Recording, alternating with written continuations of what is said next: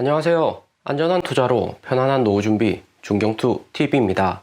네, 10월 17일 일요일입니다. 비트코인 61,000달러 마이너스고 이더리움 3,870달러, 에이다, 리플, 솔라나 메인 알트코인들은 마이너스입니다. 비트코인 61,000달러 도달한 이후 계속해서 횡보 중이고, 비트코인 선물 ETF SEC 승인 18일까지 시간이 얼마 남지 않았죠. 10월 18일 SEC 게리 겐슬러 의장이 최종적으로 비트코인 ETF 통과 여부를 결정하기 때문에 그 전까지 나스닥에서 SEC로 서류를 보냈다, 블룸버그에서 곧 거의 승인이 다 왔다는 뉴스는 100% 비트코인 ETF가 나온다는 것은 아닙니다. 공신력이 높은 언론사이기 때문에 가망성이 높다는 거지, 코인은 항상 루머로 인한 기대 심리가 코인 가격 상승시키고, 만약에 그 뉴스가 루머로 판명이 되면 가격 하락은 따라왔고요. 하지만 어떤 요인으로 가격이 단기에 상승을 했던 간에 시장에 개인들 진입은 당연히 늘어납니다.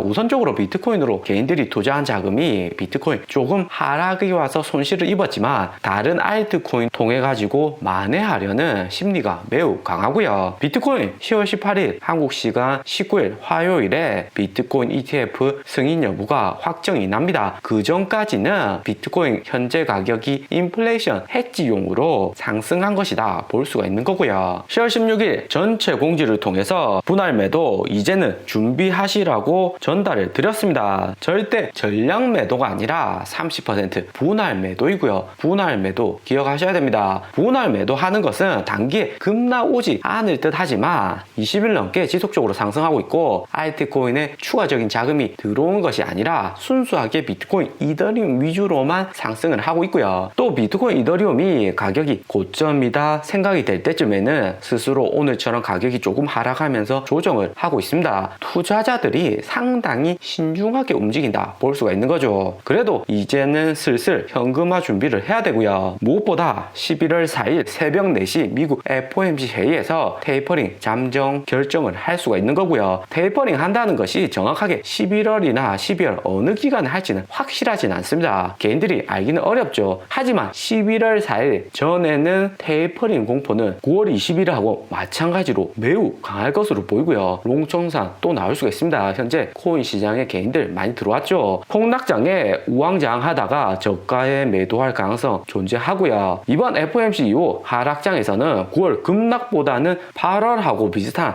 횡보 후에 재상승이 가능하고요. 전체적으로 투자자들이 11월 테이퍼링 하는 것을 염두에 두고 코인 투자하고 있기 때문에 비트코인, 이더리움 가격이 상승은 해도 거래량이 폭발적으로 상승하지 않고 신중한 모습이죠. 7월과 같이 하락이 오긴 하지만 결국에는 거대 반등하는 패턴 나올 가능성도 존재하고요. 11월 만약에 테이퍼링 한다고 하면 비트코인, 이더리움이 연준에서 어느 정도 테이퍼링 채권 매입 속도를 크게 하냐 줄이냐에 따라서 최대 30% 정도 현재 가격에서 하락할 가능성이 높고요. 비트코인 가격이 51K 지지선까지 재도달할 수 있다는 것을 염두에 두셔야 됩니다. 하지만 10월 경제지표에서 논판 페이롤 9월보다는 낮게 나오고 미국 실업률도 회복되는 현재 단계이기 때문에 테이퍼링 계획을 12월이나 내년 1월, 2월까지 연기할 가능성도 존재하고요. 무엇보다 12월이 미국 대명절인 크리스마스이기 때문에 바이든 행정부가 미국 민심 고려해서 2월로 연기 가능합니다. 매년 2월은 주식이나 코인 가격 모두 하락이 큰 달이었고요. 가장 좋은 시나리오는 2월에 테이퍼링 본격적으로 발표를 하는 것일 듯 하고요. 하지만 객관적으로 봤을 때는 10월 인플레이션율 5.4%, 9월 5.3%보다 높게 나왔습니다. 7월, 8월, 9월, 10월 이미 4개월 동안 5%